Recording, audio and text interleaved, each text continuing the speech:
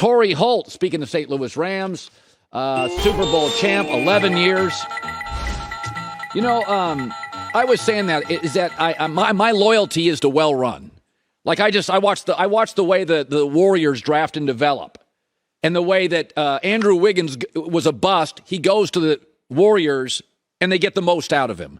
I'm fascinated by that. Randy Moss was flailing in Oakland. They bring him to the Patriots, and he's unbelievable. In your career, most of it with the Rams, did you always feel like the guys upstairs were as good as you? That the executives were as good as you?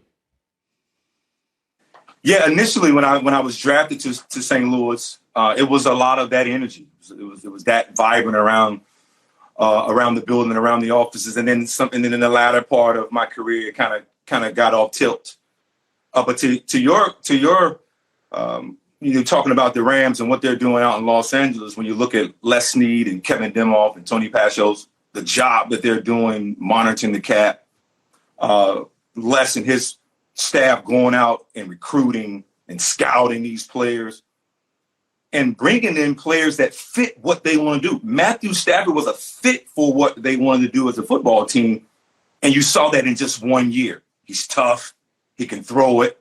He can perform in the biggest of games. And right there, you're seeing Aaron Donald, who is the leader, clear leader of this football team, leading them out.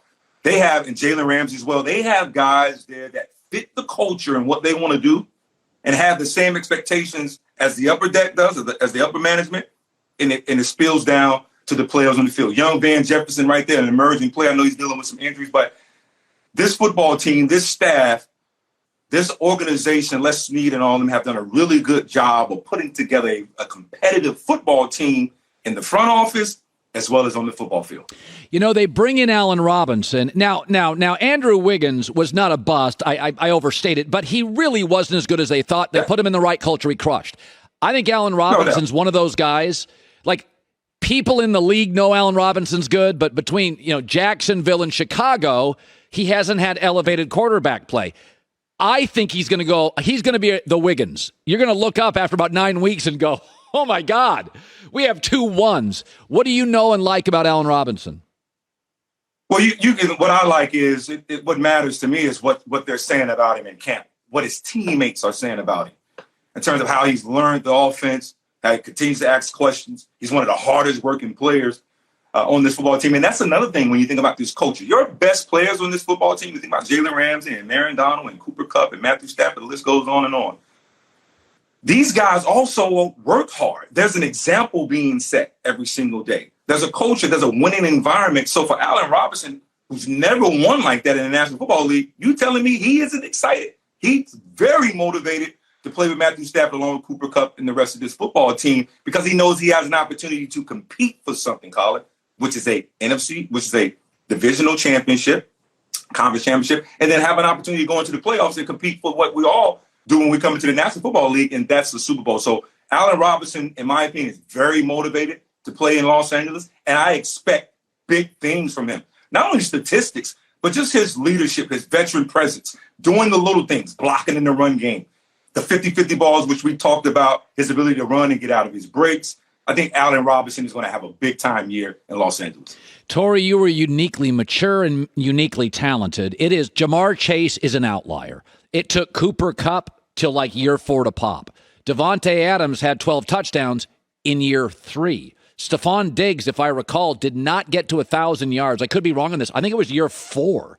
That's the way it works. So, Aaron Rodgers is, he said yesterday, the drops, the routes, you were unique, right? Like some kids, they don't get the college coaching.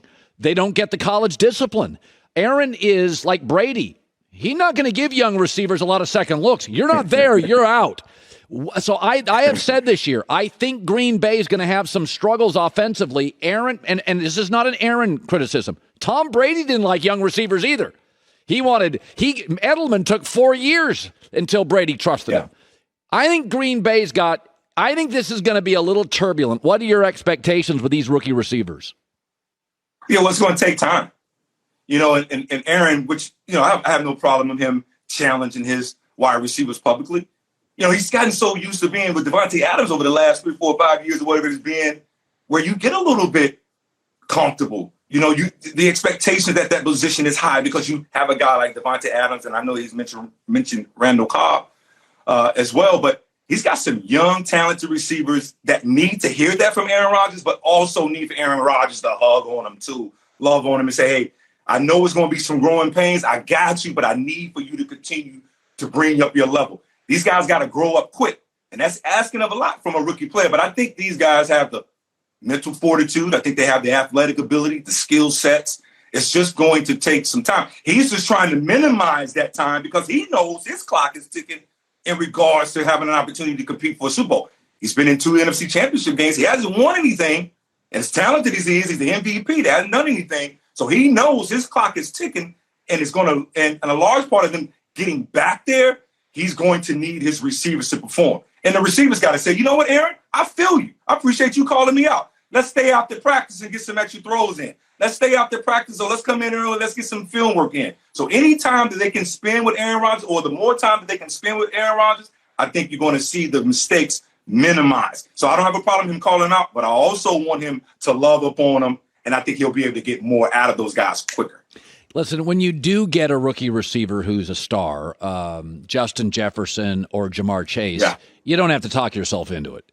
It's pretty obvious. George Pickens for the Steelers, it's like, whoa. Pickens. Yeah, like George Pickens. It's like, whoa. What do you see? What jumps out to you? About George Pickens? Yeah. Oh, he's fantastic. I mean, one I like is he's got that dog in him. You hear a lot of ball players, former and current players, talk about guys that have that dog in them. George Pickens has that dog in him.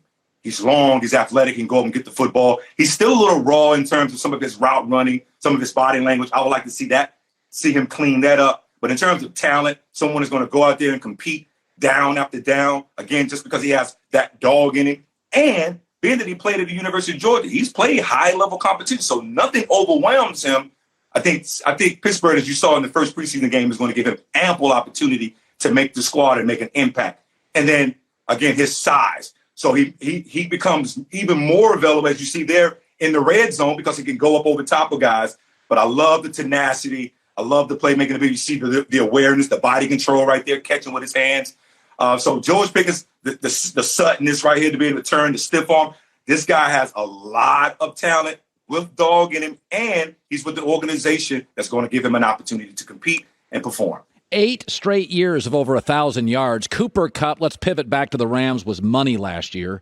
I think he's a little faster than people think. When you watch him, what do you see with him? He put up the most productive year, I believe, ever. What do you see? Yeah, he's deceptive. I think his speed is deceptive, but he still has the ability to get past guys. I mean, you look at last year, he had 20-some plus catches of 40-plus yards. May have been more than that. So that tells you he has the ability to get deeper than the deepest defender, but he's savvy, he's smart, he's a hard worker, he's got a great work ethic, a great work rate. That's going to be the challenge for him to do the Triple Crown again is, can he continue to keep up that work rate? Think about the amount of yards that he runs per play, the routes, the stop and goes, the stop and starts, the hits. That requires a lot of endurance. It requires a tremendous work rate. He has that.